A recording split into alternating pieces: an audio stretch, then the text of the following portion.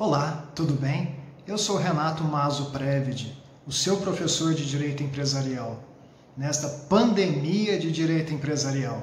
Sim, porque os meus alunos sabem, não é, que #Direito Empresarial é fofo. Então, vocês aí aguardando mais uma videoaula referente ao nosso querido tema, que hoje será sobre a escrituração relativa às sociedades empresárias, ao empresário individual. Um tema que se pode pensar como um dos mais maçantes. Não, mas fique calmo, você não precisa pegar o seu chazinho de carqueja, nada disso. Nós temos que pensar na escrituração empresarial como um dos elementos mais importantes que nós temos no histórico mercantil da empresa, principalmente porque nós devemos associá-lo à questão da produção da prova. E aí nós temos todo o contorno, interessante, de curiosidade em relação a esse tema, tá bom? Bom, nós temos que fazer um histórico em relação à escrituração contábil, que ela passou a ser exigida de uma forma mais enfática através do Código Comercial, né? E o Código Comercial, então, determinou alguns regramentos que nós seguimos até hoje, como, por exemplo, a uniformidade e a individualização necessária para a realização da escrita contábil, né? Para a confecção dos livros empresariais. São dois requisitos de grande importância, porque através da unidade e da individualização, nós conseguimos transferir àquele que vai analisar o livro empresarial a condição de boa-fé, a condição de que tais documentos possuem uma lisura que possam ser utilizados como prova. E daí eles conseguem alcançar os fins necessários, não é? Então, o empresário deve, devido à sua importância, guardá-los, não é? Até que ocorra o prazo prescricional desta exigência da legislação. Após, nós tivemos aí a publicação do Decreto-Lei 486 de 1969, que utilizamos até hoje. E, posteriormente, nós tivemos o Código Civil de 2002, que é onde nós encontraremos a parte mais atualizada relativa à legislação da escrituração contábil das empresas. Bom, como no direito os colegas já têm conhecimento, nós devemos atender a alguns princípios, princípios esses que são norteadores do tema em estudo. E o primeiro deles, tal a importância do tema, é o princípio da fidelidade. Ou seja, o princípio da fidelidade já nos demonstra os dois requisitos lá já expostos pelo Código Comercial, que é a necessária existência da unicidade e a individualização desses documentos. Para que isso? Para que eles possam servir como um histórico mercantil da empresa, que é interessantíssimo, porque através da apuração desse histórico, você chega a uma valoração dessa empresa. Qual é a situação atual dessa empresa? Qual foi a situação no passado? Então você consegue verificar se essa empresa possui um ganho em relação ao seu passado, ou seja, se ela está lucrando. Bem como a questão da fiscalização, que aí será utilizada de uma forma ampla pelo dia a dia do empresário. Através dessa fiscalização, ele poderá contrapor argumentos do próprio poder público no seu âmbito de fiscalização de tributos, ou até mesmo em relação a terceiros, na demonstração da ocorrência de um negócio jurídico empresarial. E por fim, o tema que eu considero como de mais importante nesse tema, que é para a proteção da empresa através da produção da prova. Ou seja, esse histórico, a fiscalização e a prova, que são 3 requisitos interessantes desse princípio da fidelidade, determina que, conforme diz ali Marinoni no seu curso de processo civil, que há um poder-dever de colaboração no momento da produção da prova. E se há esse poder-dever de colaboração, e até isso chega muito bem ali ao artigo 6º do novo CPC, que fala muito sobre essa cooperação, nós temos então que o que determinará a produção de provas de uma forma cabal, né, que realmente irá ajudar a empresa, é o que está exposto no seu livro empresarial, né? Tanto que é o que nós denotamos lá do artigo 418 do Código de Processo Civil, que essa prova irá ser positiva ao empresário, que ela poderá ser positiva, poderá ser favorável ao empresário. Tá certo que o artigo 417, ele diz que essa prova, não respeitando o princípio da fidelidade, né, ela poderá muito bem ser o contraponto disso tudo, ou seja, poderá apenar um empresário, né? Apesar de utilizar esse termo de apenar no sentido de desfavorecer. Então isso é muito importante para nós. O segundo princípio é o princípio do sigilo, né? E aí notemos com muita atenção. Essa questão dos livros empresariais, como regra, eles são sigilosos. No entanto, como exceção, né, eles podem ser abertos a pedido do juízo, ok? Então nós precisamos ter muita atenção nisso, até porque a regra com o sigilo, né, e daí o princípio do sigilo, é justamente para proteger esses livros empresariais que tais informações não caiam nas mãos da concorrência, não é? Uma vez que essas informações nas mãos da concorrência torna aí todo esse jogo concorrencial um tanto quanto desleal. Então nós temos que ficar muito atentos a isso, da importância da fidelidade, mas também da importância do sigilo em relação a tais documentos. E o princípio da liberdade. E até interessante. Ora, se é tudo tão fechado hermeticamente, né, podemos falar assim, se é tudo tão travado, né, existem regras e mais regras em relação aos livros empresariais, né, a forma como eles devem ser confeccionados, a forma como as informações devem constar, é muito interessante também que há um sentido de liberdade no momento da forma da escrituração, né? E o número e espécies de livros que o empresário irá lidar. Nós vamos ver posteriormente que há uma classificação desses livros do empresário, não é? Então nós temos os livros obrigatórios, que aí não há como ele fugir, mas também temos os livros facultativos, em que ele poderá utilizar para melhor dar eficiência à sua administração na empresa.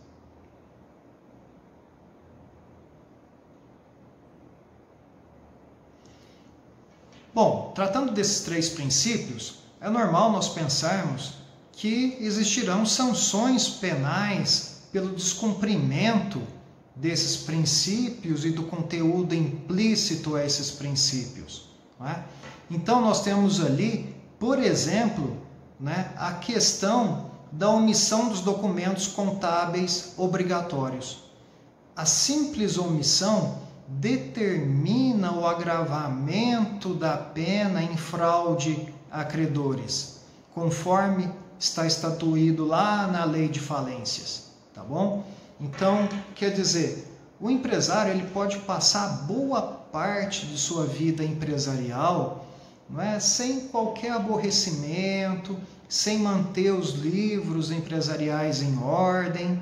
No entanto, no momento que a fiscalização requerer esses livros, ele poderá sofrer essa imposição legal, tá? Essa sanção legal, principalmente no momento de decretação da falência ou necessidade em se requerer uma recuperação judicial. Então é importante que fiquemos muito atentos a isso, tá? O empresário ele pode muito bem se omitir no bom trato aos livros empresariais. No entanto, no momento em que ele mais precisar disso, ele irá sofrer as decorrências, né, das sanções penais.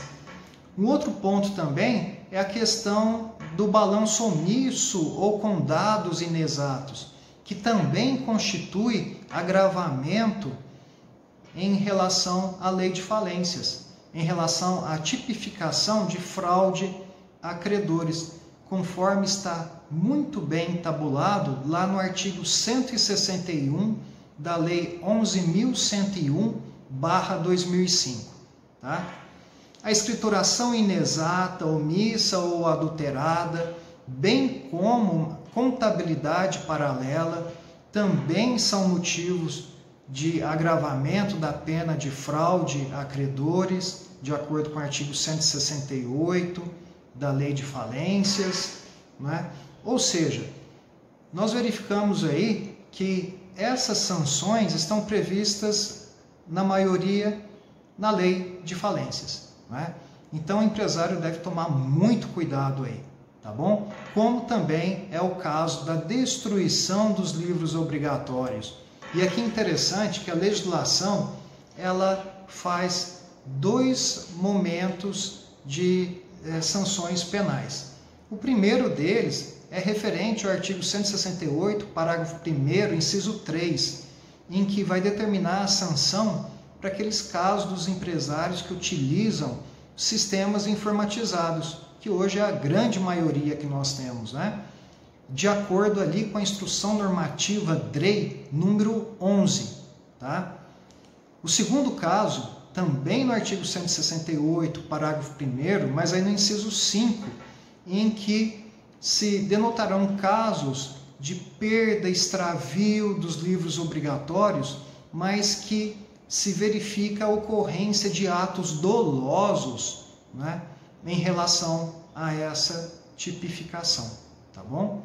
Então, quer dizer, existem as sanções penais, elas são muito pesadas porque constituem agravamento à situação de fraude, mas é interessante dizer isso.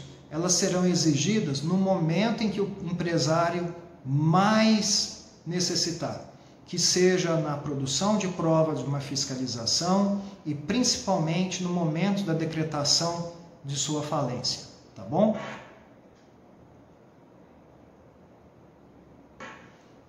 Como falado, nós temos as espécies de livros dos empresários.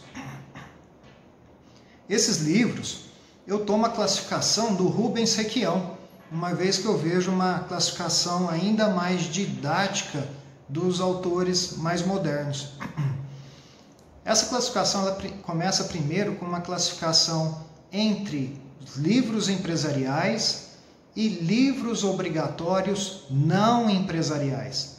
Esses livros obrigatórios não empresariais constituem-se por aqueles livros decorrentes da legislação trabalhista, né, e da legislação fiscal. Ou seja, esses livros obrigatórios não empresariais, eles são constituídos como, por exemplo, o livro de registro de empregados, no caso do regime trabalhista. No caso do regime fiscal, nós temos o livro de apuração do ICMS, o livro de apuração do IPI, a entrada e saída de mercadorias, não é? Então, quer dizer, são obrigatórios, mas são caracterizados como não empresariais. Agora, quando nós passamos para os livros empresariais, nós temos a divisão entre livros facultativos e livros obrigatórios. Como o próprio nome diz, os livros facultativos são aqueles em que o empresário pode utilizá-los para uma melhor administração da empresa, para trazer melhor eficiência à administração dessa empresa. Então será de livre escolha desse empresário.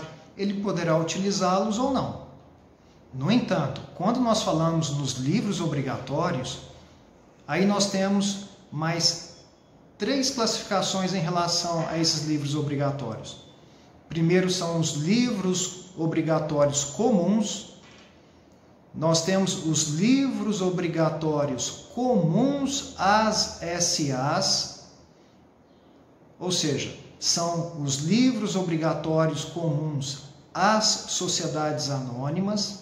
E por fim, nós temos os livros especiais, tá? Então, os livros facultativos nós podemos citar como exemplo, por exemplo, o livro de caixa, o livro conta corrente e qualquer outro livro que o empresário, né, dentro ali da sua perspectiva de inovação, ele possa desenvolver para facilitar a administração da empresa. Livro obrigatório comum, nós temos o livro diário, que é interessante por ser o único livro exigido a todos os empresários. Todas as empresas devem possuir o livro diário, tá certo? Tá ok que nós temos ali no artigo 970 do Código Civil uma desoneração em relação às pequenas empresas, que não precisarão utilizar desse livro. Mas há um questionamento interessante aí sobre o que é a pequena empresa, em que nós vamos desenvolver mais adiante.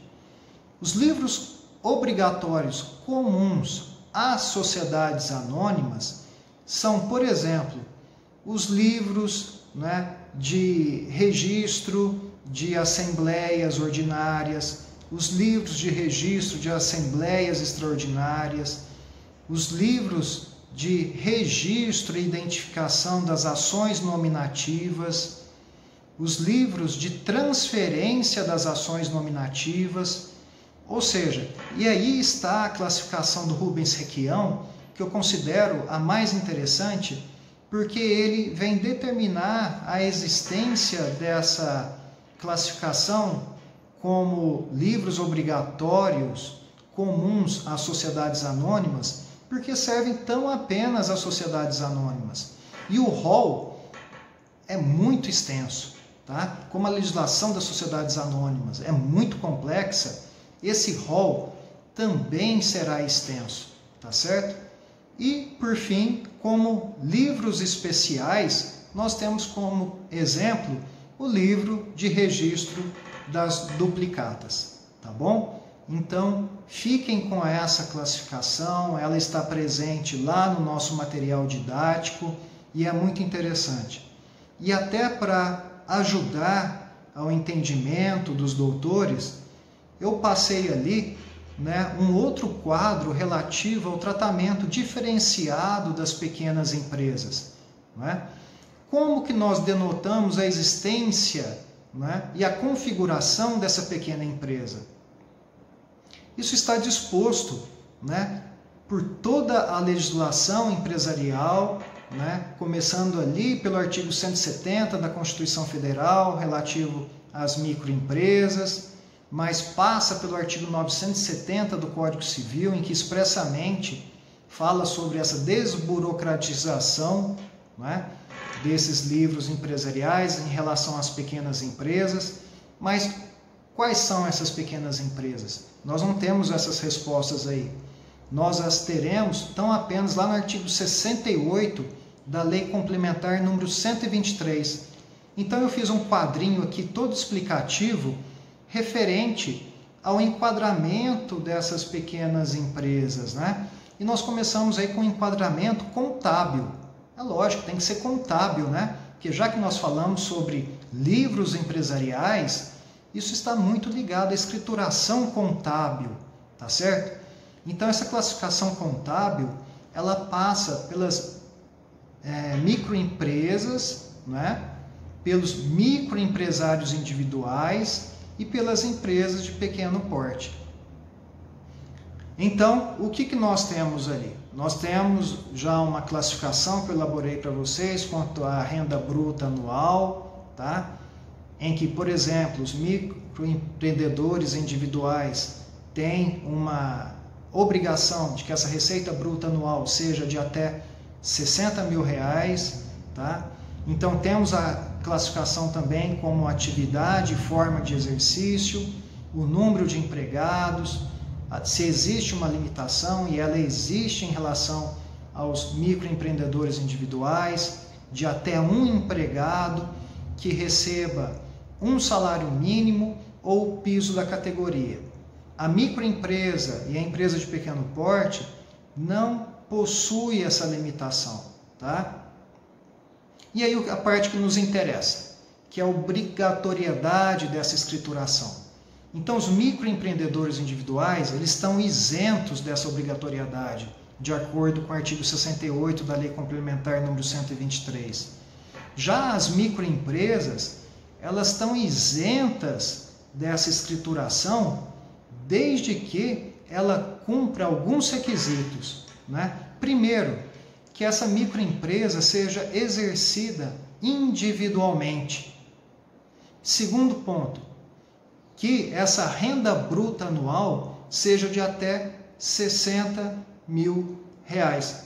Então vejam bem, é uma configuração muito próxima do microempreendedor individual, tá certo? O que vai mudar aí em relação ao microempreendedor individual?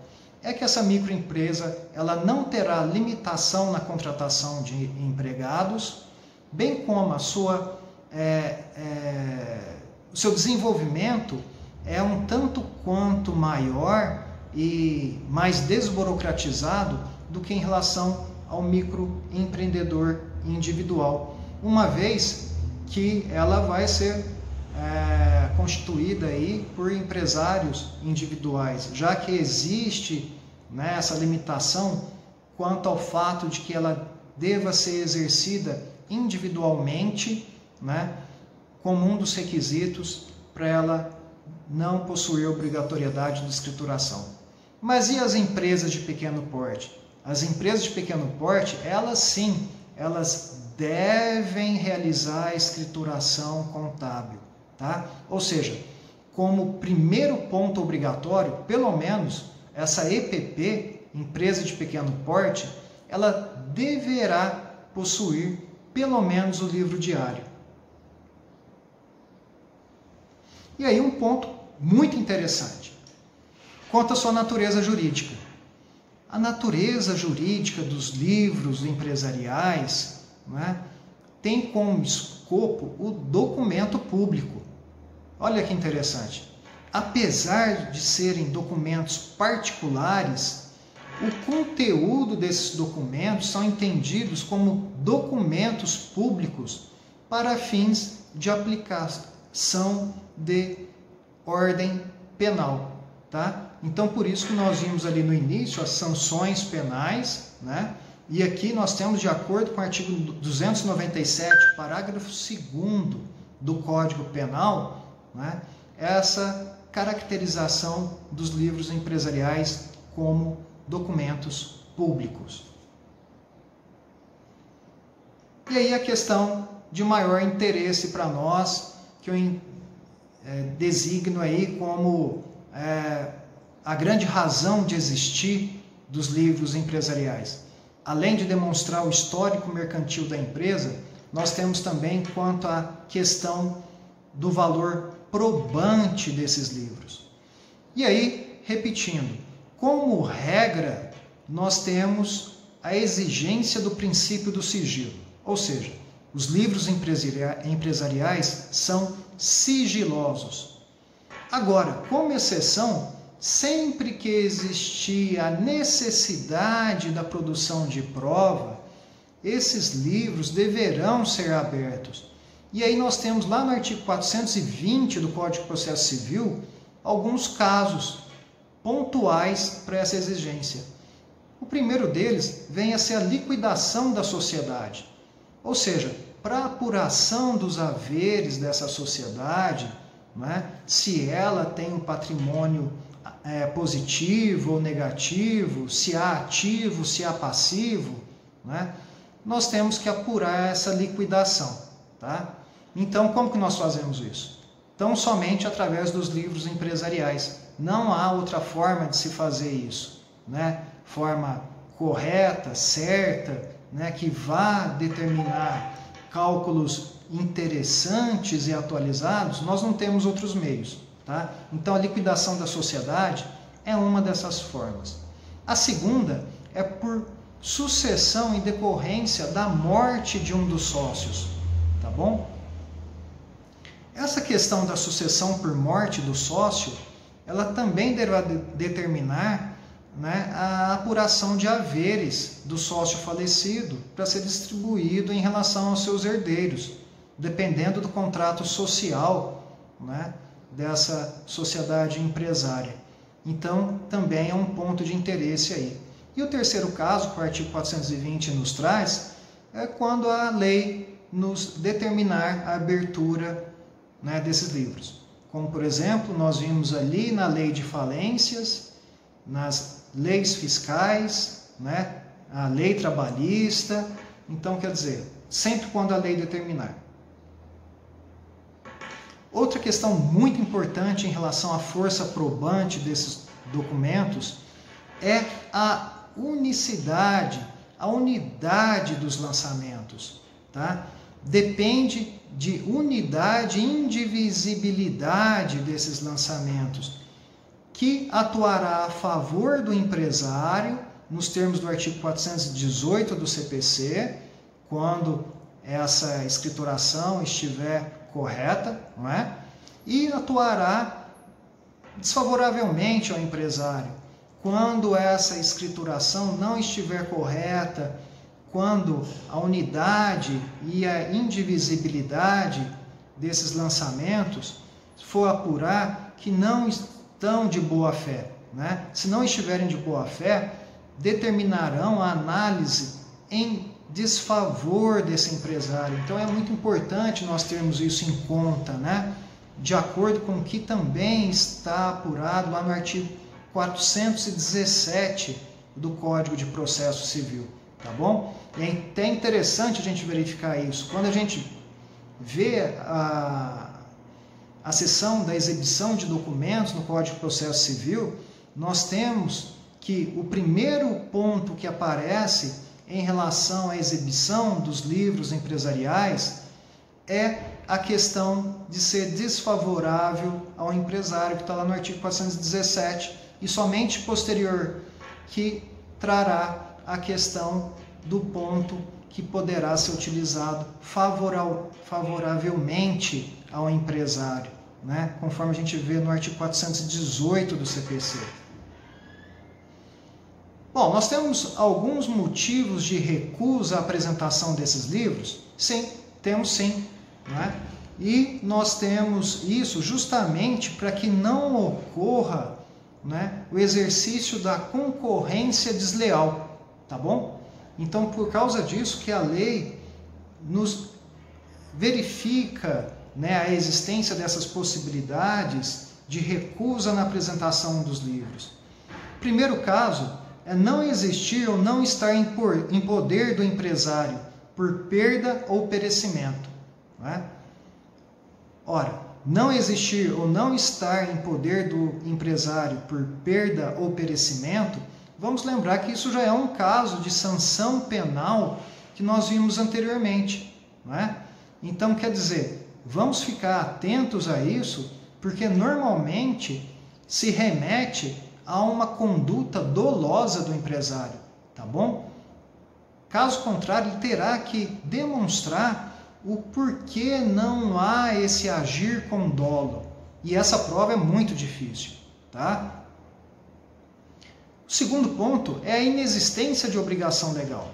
Ora, se a regra geral é de sigilo, e daí o princípio do sigilo, para a abertura desses livros empresariais, lógico que deve existir um elemento primordial, né? Ou seja, se não existe obrigação legal, essa empresa ela não pode abrir a sua escrita contábil, sob pena de que a concorrência utilizará isso contra essa empresa, tá bom? Como terceiro ponto, nós temos a falta de interesse do requerente. Ou seja, nós devemos analisar se esse pedido do requerente na exibição desses documentos, né? E é até interessante falar que essa exibição de documentos é um instituto existente lá no CPC. Nós temos que verificar se esse requerente é legítimo, né? Se ele tem legitimidade a requerer, né, essa exibição. Se não tiver, ora, a regra básica é muito clara, é o sigilo. Então, essa escrituração não deve ser aberta. E por último, nós temos ali os casos do artigo 404 do CPC, que eu peço que vocês verifiquem posteriormente. Uma vez que nós temos ali questões de foro íntimo, foro profissional e de recusa legal. Os motivos de foro íntimo nós podemos exemplificar como, por exemplo, a quebra da honra desse empresário, a quebra da honra de um terceiro. E como motivo profissional, nós temos o dever de sigilo profissional. O dever de sigilo profissional também é uma escusa à abertura dessa documentação. E por último, a recusa legal. Ora, se não há obrigação legal, não há por que abrir essa documentação para terceiros, ok? Espero que vocês tenham gostado. Depois verifiquem o nosso material e não se esqueçam de analisar também a doutrina, ok? Um grande abraço a todos e até o nosso próximo vídeo.